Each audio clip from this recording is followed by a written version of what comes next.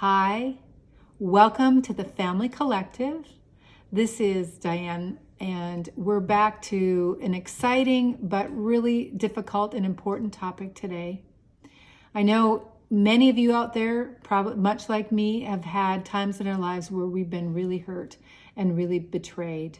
And it's important for us to figure out, how do I get over that hump? How do I move on to the next place in my life? How do I get healthy again? So let's talk about that a little today. I want to tell you a story about being hurt and having to move on. When I had been married about 25 years, my husband and I were separated for a little bit. And it came to light through, a lot of processes and a lot of drama that he had had an affair. And I know I say that really calmly today, but we've written a book on it. We speak on it a lot. We help marriages restore from that kind of hurt. But it doesn't take much in that for you to get stuck. For you to say, this is my present, not my past. And I know that there were many times where my husband was so ready to move on, and I would have memories, or I would have, pain come to my self and my body, and I'd be right back in there. I'd be right back in, the excruciating hurt of all that had happened between us. We've all been hurt. If you've lived long enough, if you've been on this earth long enough, at some point, something will have happened that causes you that level of pain, and it does hurt, and I get that, but what you do with it is probably more important than the hurt itself. And that's what I learned a lot from my own story, that we have a couple of choices. Really pretty basic. A, do I get back to being an active part of my own life, or do I kind of prefer to stay in this hamster wheel of this pain and remembering it over and over and over again? There are actual, neuroimaging studies that we have seen, that this can be a little like a hamster wheel in our brain, where we have a trigger and it goes off this way, and a trigger and it goes off this way. And we need to literally help our brain train it to go left instead of right, or right instead of left. But if you're human, like I was human, we start off by blaming others. I blamed my husband. I blamed all the other people involved. All that really mattered at that time is thinking, somebody hurt me, somebody did me wrong.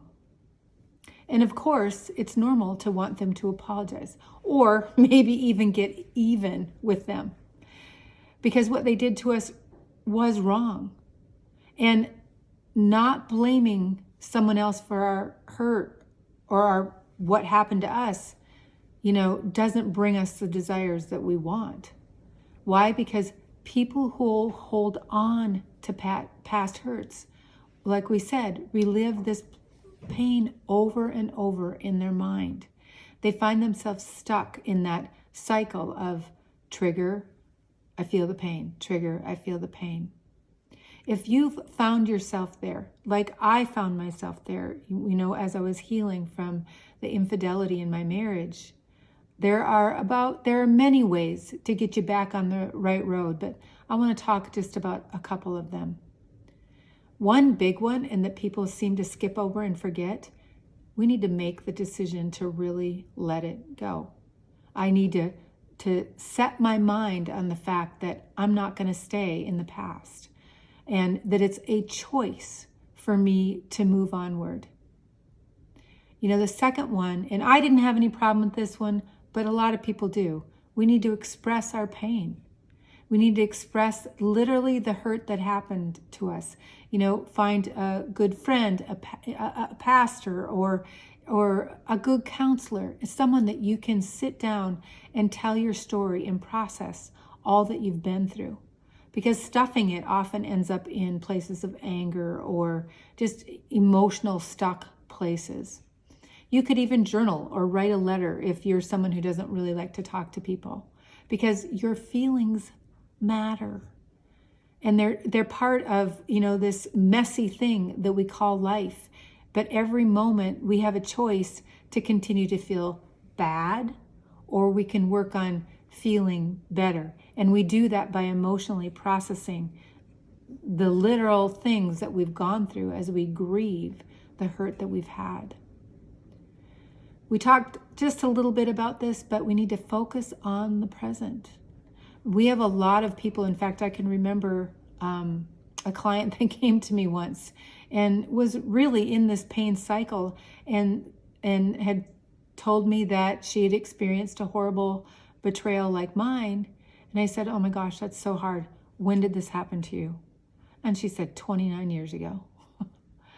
So clearly she was stuck. And when these past, memories creep into our conscious present, as they do from time to time, it's okay to acknowledge them for a moment. It's okay to say, okay, that really was bad. But then it's important to kind of push ourselves back into where we are right now.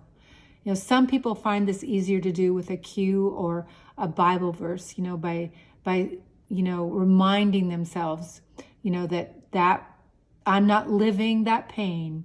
I can go back there, but I need to remind myself that I am actually living today. And, it could be simple as saying something like, it's all right, that was the past, this is now.